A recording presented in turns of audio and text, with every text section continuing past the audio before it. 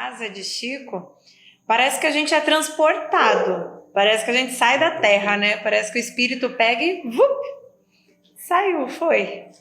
É uma paz, é algo inexplicável.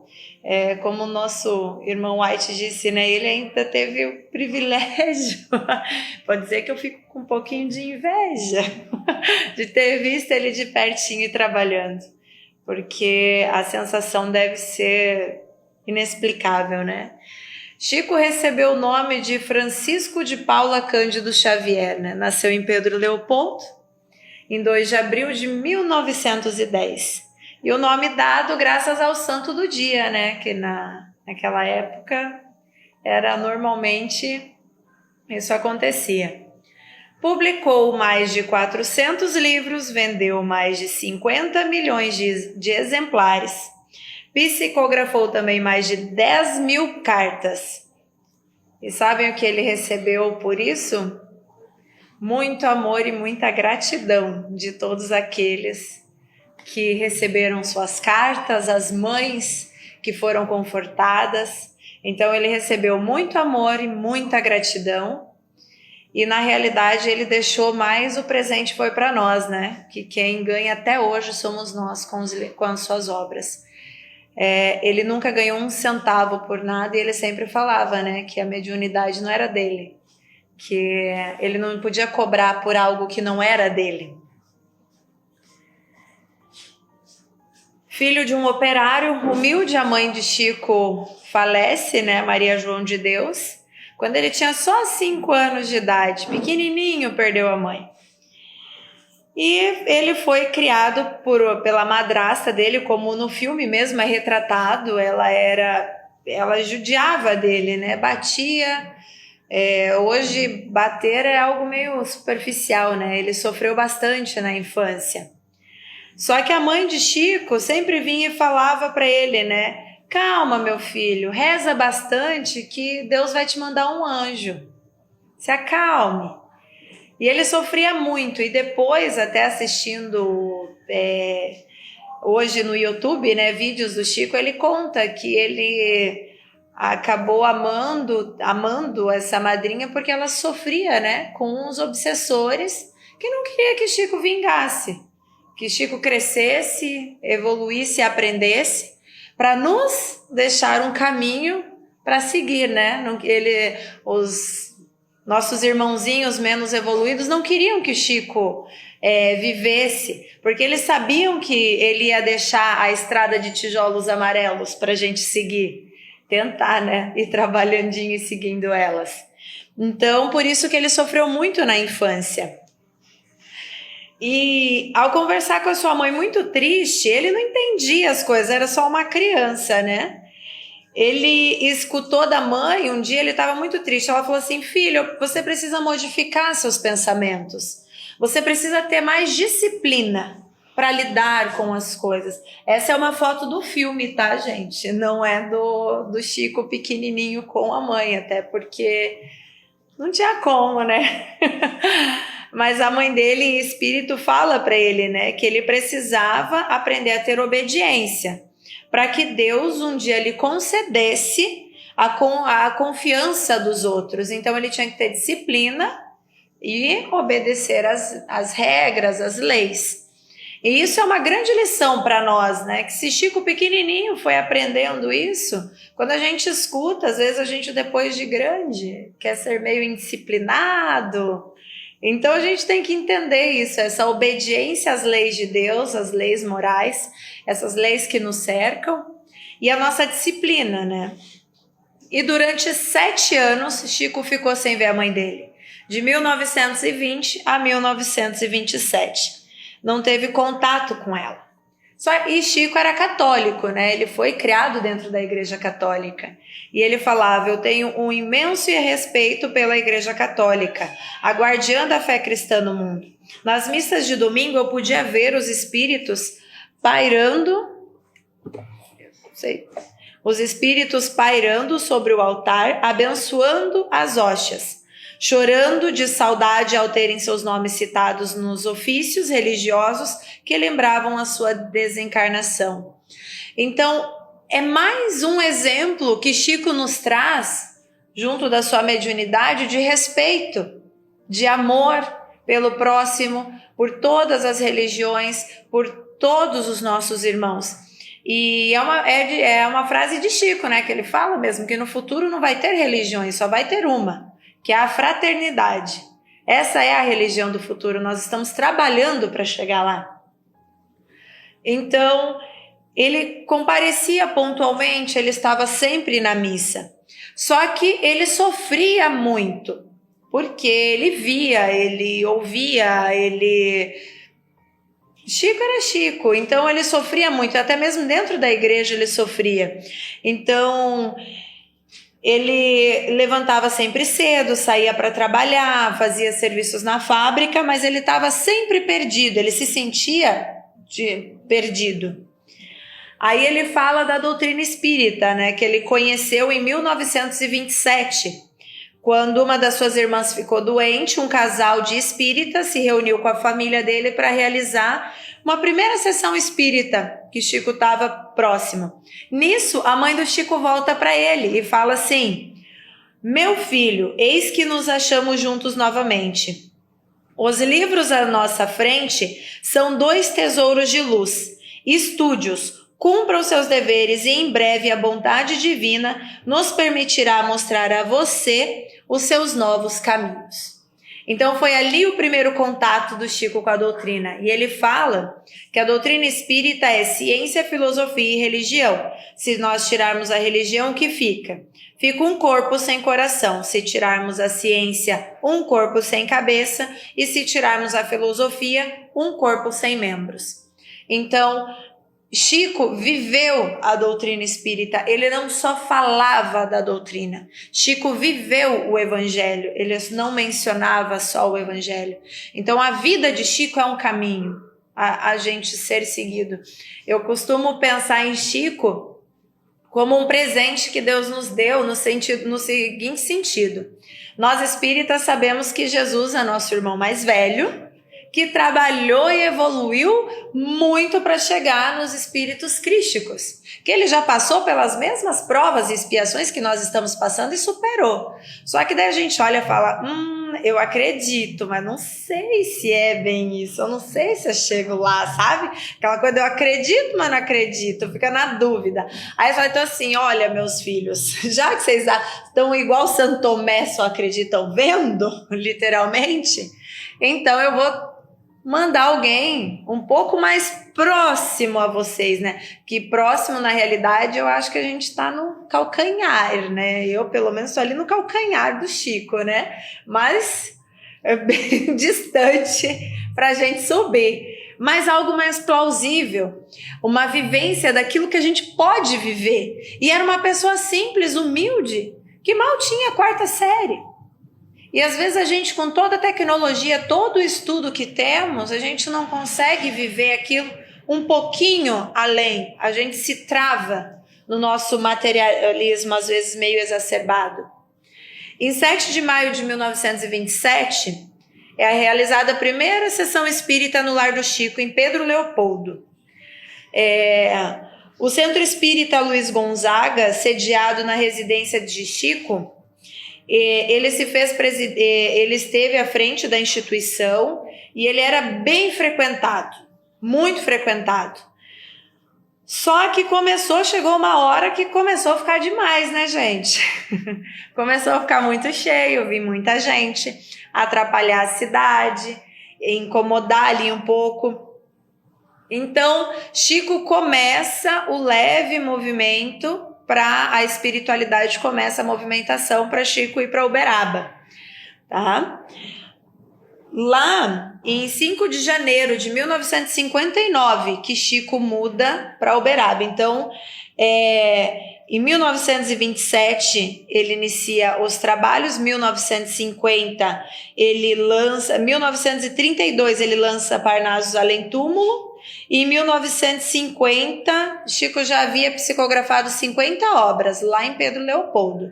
Aí, em 1959, que começa a ficar cheio demais, e ele vai para Uberaba, sobre a orientação dos benfeitores. Esse daqui é Emmanuel, né? Quando o Chico, uma figura, eles se conheceram se conectaram em 1931, que eles tiveram o primeiro contato. O momento que Chico estava à sombra de uma árvore, né, à beira da represa, e estava orando. Olha só como é que Emmanuel aparece para ampará-lo, né? No momento da oração. E ele, percebendo aquela figura daquele senhor, daquela luz de túnica branca, né? Acontece o famoso diálogo, né? Estás mesmo disposto a trabalhar a mediunidade? Sim, se os bons espíritos não me abandonarem, Chico disse.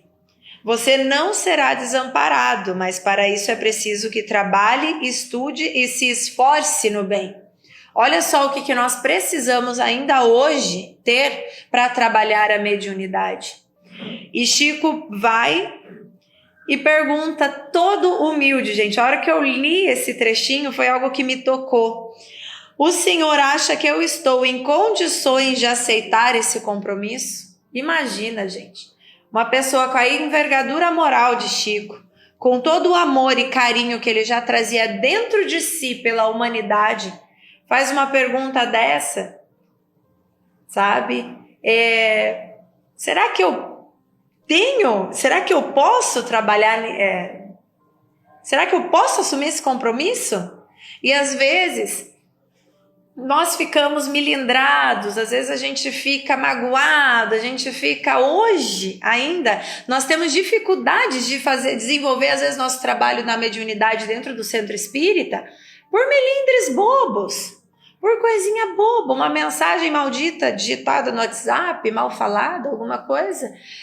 Então, nós temos que pegar esse exemplo de Chico, na sua humildade, ele vem e ele fala, será que eu estou em condições de trabalhar? Nós temos que nos perguntar diariamente isso. Como a doutrina espírita, a casa espírita, nós trabalhamos muito trabalha-se muito a mediunidade. Será que eu estou em condições do meu trabalho? O que eu preciso fazer para desenvolver melhor a mediunidade? Porque uma coisa que, quando eu fui para o centro espírita, foi muito engraçado. Que eu não queria saber desse negócio de mediunidade. Para mim, assim, eu falo, não, mediunidade é Chico, é Divaldo, Raul Teixeira, desse pessoal. Quando eu fiquei sabendo que o médium é quem mais aprontou lá atrás e veio nessa vida com uma oportunidade de dar um passinho a mais de formiga nessa evolução, eu falei, eita nós, agora não tem como fugir, né? Não dá para fugir. Só que nós temos que ter o que Emmanuel fala para Chico, né? Perfeitamente, desde que respeite 3 pontos básicos para o serviço. Disciplina, disciplina e disciplina. Quanta disciplina às vezes nos falta na nossa vida, no nosso caminhar dentro da doutrina, dentro de casa. A disciplina de ler um livro, estudar um pouquinho mais, escutar alguma coisa. Hoje em dia nós temos tantas facilidades. Eu não tenho tempo de ler um livro espírita. Mas tem audiobook. Tem um negocinho que você bota no carro e vai escutando. Você vai fazer uma caminhada, tu vai ouvindo. Então hoje nós não precisamos mais do tal do livro físico. Tem milhares de formas de nós alcançarmos essa disciplina. Só que nós temos que trabalhá-la, pegar o exemplo do Chico, se perguntar, será que eu estou em condições de aceitar esse trabalho? Condições nós estamos. Porque se nós aceitamos lá do outro lado antes de vir para cá, só nos falta disciplina, disciplina e disciplina para trabalhar. Porque condições nós temos. Então, Chico vai com Emmanuel, né, para escrever os 30 primeiros livros que Emmanuel falou para ele, né? Então, você vai começar escrevendo primeiro 30, vamos começar com 30. A madrasta de Chico, só que daí vem a madrasta de Chico e desencarna um pouco antes e deixa com ele 14 crianças, ele fala, né? Fiquei com 14 crianças, irmãos menores e sobrinhos. Não consegui assumir o compromisso de psicografar, porque os problemas domésticos eram muitos, relembrou Chico. Só que essa é uma frase que ele fala, eu peguei muito lá do Pinga Fogo, ele contando nesse programa que ele queria muito escrever um romance espírita, né? Só que Emmanuel falou que para ele escrever um romance espírita, ele tinha que estar com a cabeça desanuviada. E ele não ia conseguir aquilo nesse momento. Até porque quando foi lançado Parnasos Além Túmulo, Chico, coitado, sofreu, foi um massacre. Foram em 1932. Essa obra foi uma coletânea de 60 poemas atribuídos a 14 autores desencarnados, tá? 9 brasileiros, 4 portugueses e 1 anônimo. Então, o que acontece? Quando foi publicado, o presidente da Federação Espírita na época, Manuel Quintão, ele tratou logo de sair em defesa de Chico. Que ele falou bem assim, rapaz de 21 anos, quase um adolescente. Falou, como é que ele ia reproduzir umas obras dessas? Ele não estava nem copiando. É como se ele pegasse o estilo de um autor e fizesse igual. Né? E coisas inéditas, poesias inéditas. Então ele não tinha como reproduzir, até porque, gente, Chico também intelectualmente ele não tinha condições. Aonde ele morava em Pedro Leopoldo, a probabilidade da biblioteca ser minúscula de uma única parede é alta. Então não tinha acesso à internet, não é igual hoje nós, a gente pega Cruz e Souza, poemas de Cruz e Souza, digita no celular, tá ali um monte. E mesmo assim nós não conseguimos copiar, a gente não consegue reproduzir um poema assim, se nós não temos a aptidão para isso. Então muita gente saiu em defesa de Chico. E olha só o que falaram de Chico. Os poetas que ele é intérprete, as mesmas características de inspiração e expressão que os identificam neste planeta. O gosto é o mesmo, o verbo obedece ordinariamente à mesma pauta musical. Parnaso Além Túmulo merecia a atenção dos estudiosos para se descobrir o que há nele, sobrenatural ou mistificação. Quem falou isso um tempinho antes de desencarnar foi Humberto de Campos. Nessa época ele ainda estava ele era membro da Academia Brasileira de Letras. E ele falou sobre o poema de Chico.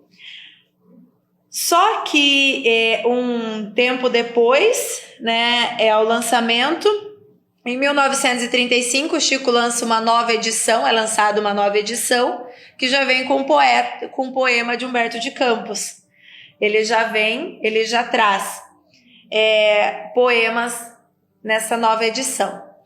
Tanto é parecido, tanto é comprovado que Humberto de Campos psicografou, que a viúva de Humberto de Campos, junto com o filho dele, foi lá entriscar, lá incomodar Chico, dizer, não, eu quero direitos autorais. Ou se ele escreveu, se foi meu marido que escreveu, ela falou lá, eu quero direitos autorais para a família. Agora, se não for, eu quero que ele pague por isso. Então, olha a sinuca de bico que a mulher coloca Chico. Sabe? E olha como a cabeça do juiz teve que trabalhar, porque, gente, aquilo ali era comprovado, não tinha como. Não, você pegava poemas de Humberto de Campos encarnado e desencarnado, era a mesma coisa. Só que o juiz Mourão Russell, na época, considerou a ação inepta com base nos argumentos considerantes que ao morrer o indivíduo de possuir direitos civis, logo que Humberto de Campos não poderia mais revê-los. Então Humberto de Campos já tinha desencarnado, foi-se. O que era só o que ficou para trás quando ele fez encarnado. Depois que ele fez desencarnado, ele não tinha mais o que fazer, né? Então, aí tanto é que depois Humberto de Campos passou a psicografar como Irmão X. Ele enviou mensagens para a família falando o que é um nome. Ele perguntava, são sílabas, palavras unidas. O nome não representa nada. Ele psicografou depois chateado. A própria mãe de Humberto de Campos, ela, para o jornal O Globo, em 19 de julho de 1944, falou assim, Não conheço nenhuma explicação científica para esclarecer esse mistério, principalmente se considerarmos que Francisco Xavier é um cidadão de conhecimentos medíocres. Conhecimentos mínimos. É a mesma coisa você pegar uma criança hoje da 4ª série, que tem só a 4ª série, e pedir para ela tentar escrever um poema de Humberto de Campos. Ela mal vai saber copiar, né? E Chico escreveu. Chico psicografou em inglês, Chico psicografou de trás para frente, em hebraico, foi hebraico. Não lembro a língua que foi, mas ele psicografou de trás para frente em outro idioma que ele não conhecia. Então, gente, a mediunidade de Chico era fantástica. E ele psicografava diante as pessoas, né? Mário Donato, no artigo do jornal Estado de São Paulo, em 1944, estava convencido que não era Chico que escrevia nada disso, né? Que na falta de explicação científica era milagre. Só podia ser considerado milagre, não tinha. É milagre mesmo, né? É um milagre, algo que a gente não explica, mas a doutrina espírita explica. Fazê-lo como Chico Xavier costuma fazer, de improviso, numa elaboração e redação instantâneas. Em segundo, sequer de meditação para coordenar as ideias, passando em sucesso ininterrupta da prosa ao verso, da página de ficção para a filosofia ou moral. É alguma coisa inexplicável que não está ao alcance de qualquer imitador de estilos ou amadores de contrafação literária. Isso daqui eu tirei do Diário do Jornal da Tarde, um jornal mineiro, que saiu em 1944, essa nota. Então, gente, Chico, a mediunidade dele era incrível, mas eu vou contar só lá no final o porquê. Tá? Então a mediunidade de Chico viveu a mediunidade dele, eu acho que vocês já até imaginam, mas lá no final eu vou contar o porquê.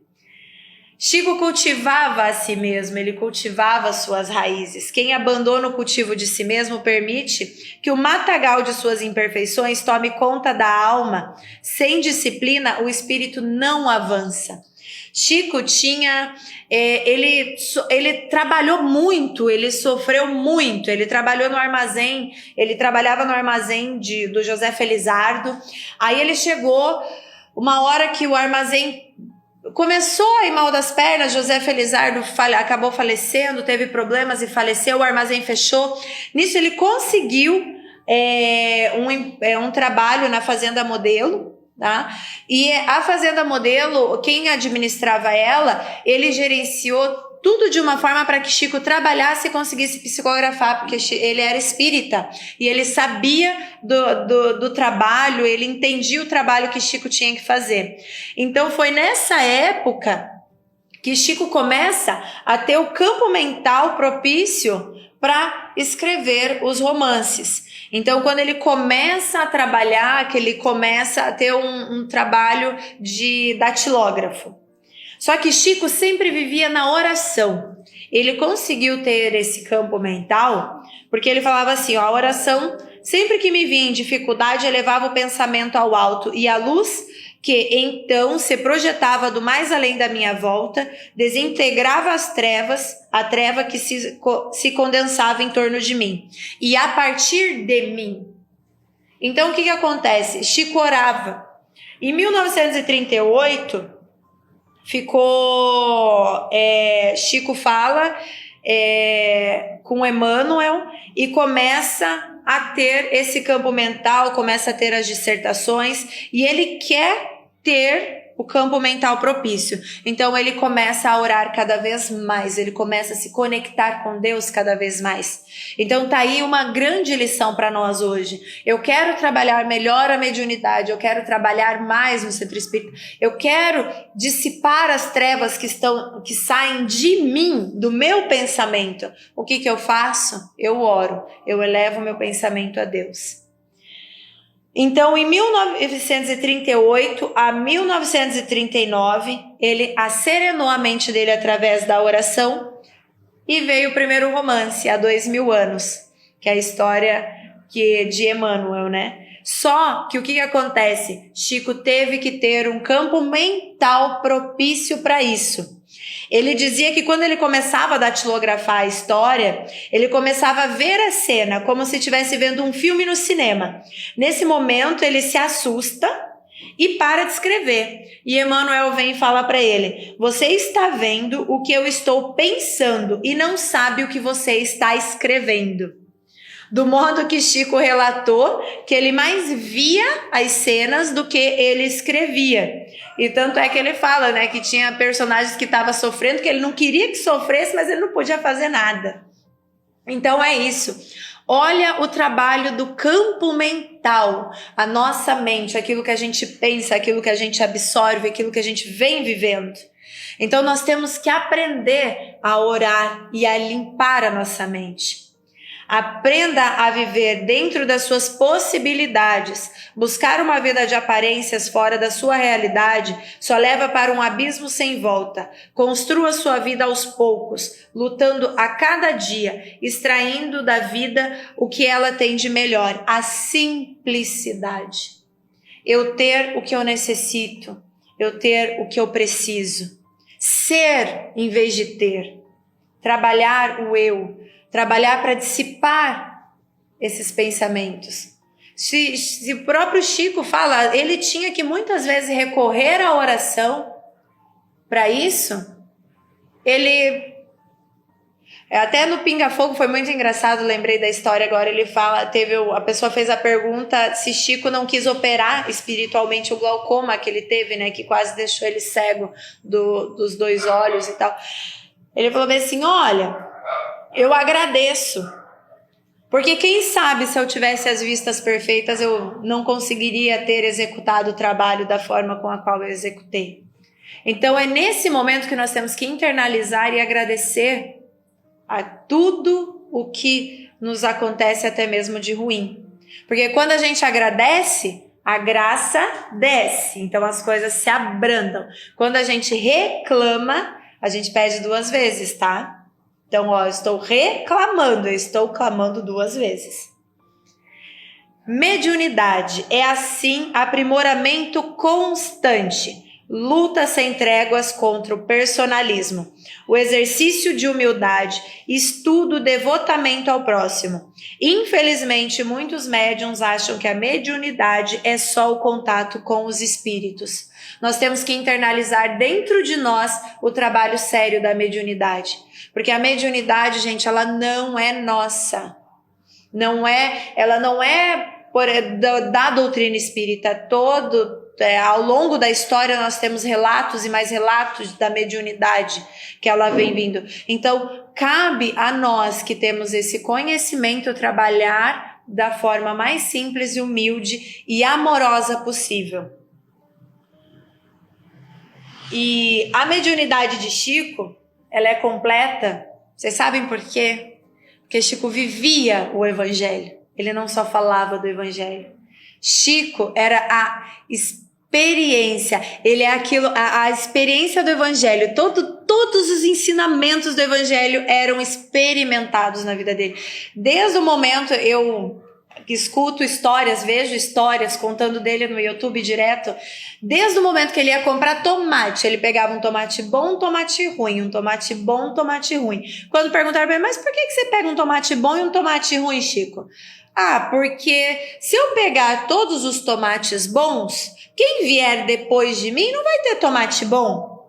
E também tem o rapaz que está vendendo tomate. Se eu pegar os tomates bons, o que ele vai vender? Então, Chico vivia o evangelho. Chico não só falava do evangelho.